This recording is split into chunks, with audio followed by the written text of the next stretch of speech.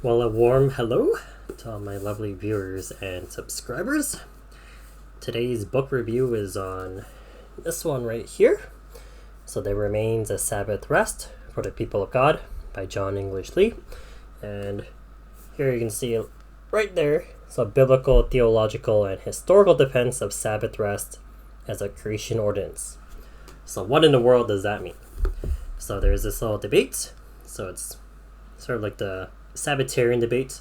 It's whether or not under the new covenant is the fourth commandment still in effect. So that command there to observe the Sabbath day, to have rest under the new covenant, is that still in effect? Because if Christ has fulfilled the law, then do people still have to observe this? And here you can hear that language, even Creation Ordinance. John English Lee, he's basically arguing for the position that yes, because it's something that was instituted before the fall of Adam and Eve, and then once again it's commanded also, it is still in effect. So it goes beyond more than just Christ fulfilling it. It is something that's just a part of life and part of creation.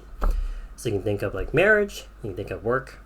In general circumstances, there are some exceptions of course, but in general circumstances, these are considered creation ordinances. So similarly, is Sabbath rest considered part of this creation ordinance? And under the new covenant for Christians, should they be expected to observe Sabbath rest? So that's what this book covers. And to sort of help you understand a little bit more if you're unfamiliar with this topic, I'll give you a little overview of the chapters. So first of all, John English, he explains what is even like a creation ordinance. So the introduction, the purpose of the book, what is this debate even about? That will help you understand why he's written this book, why this topic is even one of importance. And in chapter 2, so how do you come to this conclusion, right? Based on your theological and your hermeneutics, how you interpret the Bible, how you view typology, even, right? Is a Sabbath, what kind of type is it? How does it point towards Christ? How does it point to the eternal rest? How does it point to eternity? There's things to consider there. And in 3, it was quite comprehensive, Sabbath rest in the Bible. So his most extensive work basically looks at the Bible, considers, the Old Testament, how is the Sabbath presented? Why is it important there? Then in the New Testament, how is it presented in the Gospels with Paul and the Sabbath? How about Hebrews and the Sabbath? And then how is it transferred? So if you've looked into this debate, people will often say, well, this Saturday to Sunday transfer, this last day of the week to the first day of the week transfer, that's the weakness. Well, he covers that. And then concluding thoughts from all of that, so Old Testament plus New Testament. Then he goes into a historical perspective. So how about the church in the past? The early church, the medieval era, the Reformation to the modern era. What's the general consensus? What's been their stance over the years? And, how much weight do you give to history, to the pattern of the church? So that sort of plays into the modern day equivalent, where you find there are some people who do observe the Sabbath, most likely in Reformed circles, and then others who don't observe it quite as much. And then afterwards, he goes into sort of the implications. So what if you do have a higher view of the Sabbath? What if you don't have a as high view of the Sabbath? So here, again, Sabbath and ecclesiology. So how does it affect church? And then here, how about personal implications? How about you? Because if you're considering this question, it's probably important to you. How do you spend your Sunday? How do you even view rest? And then some practical suggestions. He lays out some principles, which is very good. And conclusion, which is a summary of the past 7 chapters. So overall, I think this is it's a good book because it tackles this topic that's important. Because I think most Christians would agree that, the 10 Commandments, the moral law, they're all important. But then why is there this one exception here? Why is the 4th commandment sort of almost treated as like a separate unit, right? You observe all these other things, right? Love the Lord your God with all your heart, soul, mind, and strength. Have no idols before God. Love your neighbor. I should put it in the negatives, right? The Ten Commandments are the negatives. So you shall not, have any idols before God. You shall not commit murder, adultery, you shall not lie, all those things, right? But then how about the Sabbath rest? That goes under the first four, which deal with, how do you worship God? And then how about the New Testament? How does it present the Sabbath? How does it change, compared to the Old Testament? This book gives you a very helpful overview of basically, how the Sabbath is transformed in some ways, but still something that Christians should observe for benefit and as a means of grace. So this book does give you a very good overview. I think that's my sort of synopsis of it. I think it does give a great overview. There could be a little bit more depth, but I think it is written in a way where it is meant to be more of an entry-level type book. So I suppose if you had some burning questions, he has plenty of other sources referenced that would be very helpful if you were to look into this debate of like Sabbatarianism versus non-Sabbatarian. And I found the biblical points were quite good. I'm not quite so sure that the historical examples he used were the most effective. Because I think if you agree with the Bible, then the history and what the church does, it adds a little bit more weight. Maybe if you weren't sure, then you saw how, the church through the ages, how they observed and understood the fourth commandment and the Lord's Day. That might help you a little bit. But for the most part, scripturally, I think he does present a strong argument. And honestly, without getting too deep into the issue, it gives you a very good understanding of what the whole debate is about and its significance. So overall, he does give a good overview of the topic and good arguments for a Sabbatarian position. And towards the end, I found that he gave some very good principles, because then if you do arrive at a Sabbatarian position, then you're asking the question, what does rest look like? What counts as rest and what counts as work? And of course, there are some exceptions to who is allowed to work on the Sabbath. So you consider pastors, of course, have to work on the Sabbath. You consider people who are essential to society functioning. So you think of like doctors, nurses, firefighters, police.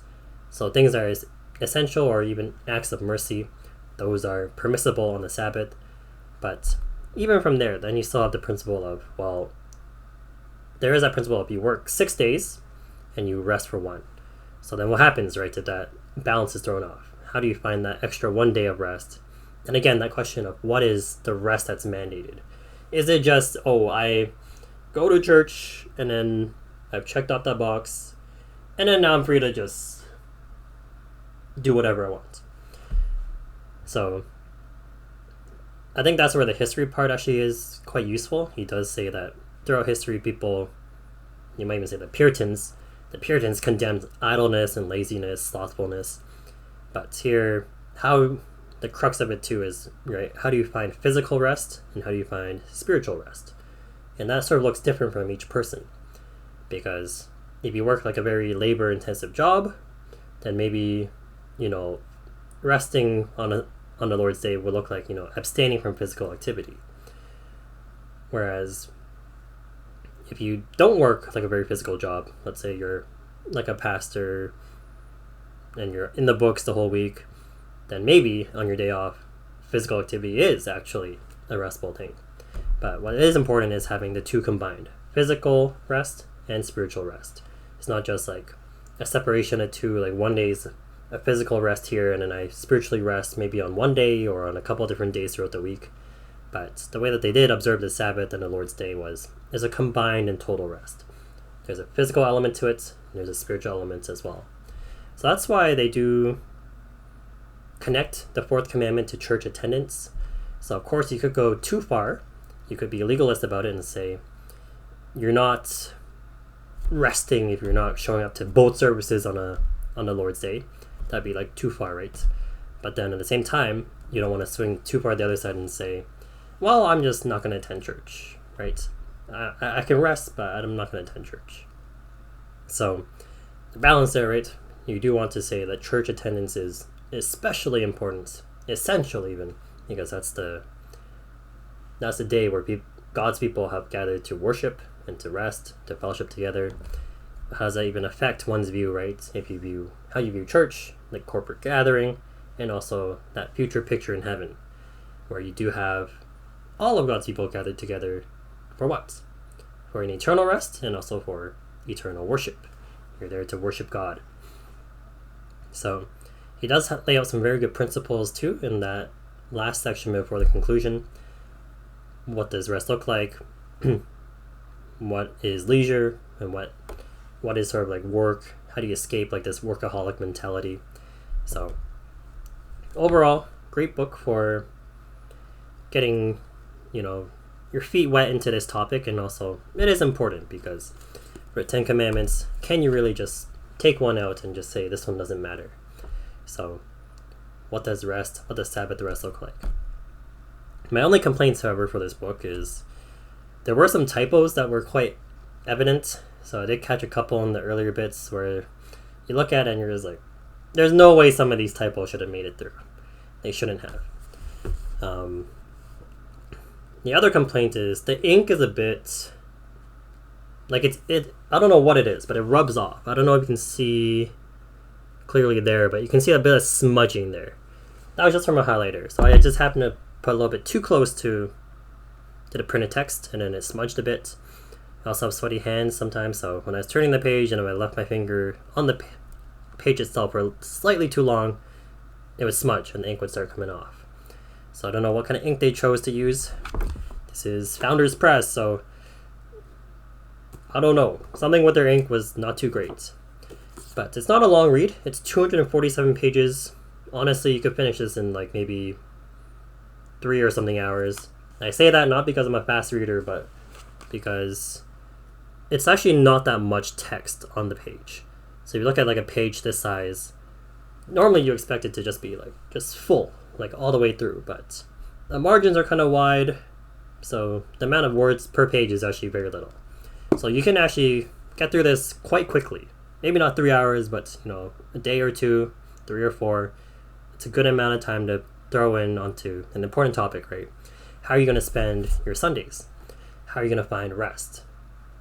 And I guess on a personal note, I think this was something that I've been thinking about just over the past little while. I've been considering, how do I spend my Sundays? Because before, when I was still like a pastoral intern, well then yes, I take my day off on another day, but then I always sort of wondered, right? I am resting physically, I'm also resting from my work, but then where's my spiritual rest coming in, right? Like I do my devos, but there's no like corporate element of spiritual rest and spiritual enjoyment. And then once I was no longer a pastoral intern, once I was attending church just like any other Christian, then I sort of wondered, well, how do I spend my Sunday? Because I guess I did, go to a morning service. I went to an afternoon service. That was kind of taxing. And then afterwards, I'm like, okay, well, this gap after where it's like dinner plus the nighttime, that's open. I guess I just go do something I like. Maybe I play volleyball. Maybe I go climbing. But then I wonder, is this the right use of my time on a Lord's Day? Because maybe I do play volleyball a couple times a week, or maybe I do climb a couple times a week. Am I resting then if I still do this on a Lord's Day? Because practically speaking, I chose to climb because Sunday nights, not so many people are there.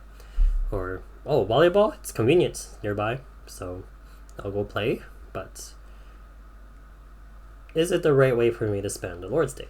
And of course, I leave that up to everyone's conscience. But for myself, do I actually find joy in these activities? Do I find that it increases my love for God? Or do I find myself sort of almost, I don't know if falling into sin is quite the right word, but I do find like, I'm discontent, right? Like, I'm upset at my own skill. I'm not quite as good as I want to be. And then, should I be sort of like discontent on the Lord's Day? So I think this is an important topic for every Christian to consider. I'm not saying that, if your church has no morning and evening service and therefore goodbye, right? Get out of there. But, what does it look like to observe the fourth commandment to rest on the Lord's day, then is that important? How does that affect your view of the future? This book is a very helpful read on all those questions there. Something worth considering, worth thinking about. I know for many people, one church service in the morning is normal. And then, not to like severely criticize it, but I think one of the weaknesses of that is, well, it feels like once you have church done, you check it off, and the rest of the day, it's open just like any other day. So there's something, there is something special about the Lord's Day that I think goes beyond than just one service, than just the morning.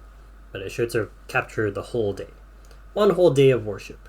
So it reflects that creation ordinance there. God, he created the world in 6 days and rested on the seventh. Similarly, he's made us as people to work 6 days and to rest for 1 day. So that's what this book is seeking to help you understand and really apply to your life. So I found it very helpful. Do highly recommend. Do also want to say typos need to be fixed. Ink quality needs to be a little bit better. Otherwise, great book and very helpful read. So that's all for this video. Thanks for watching, and grace to you and peace.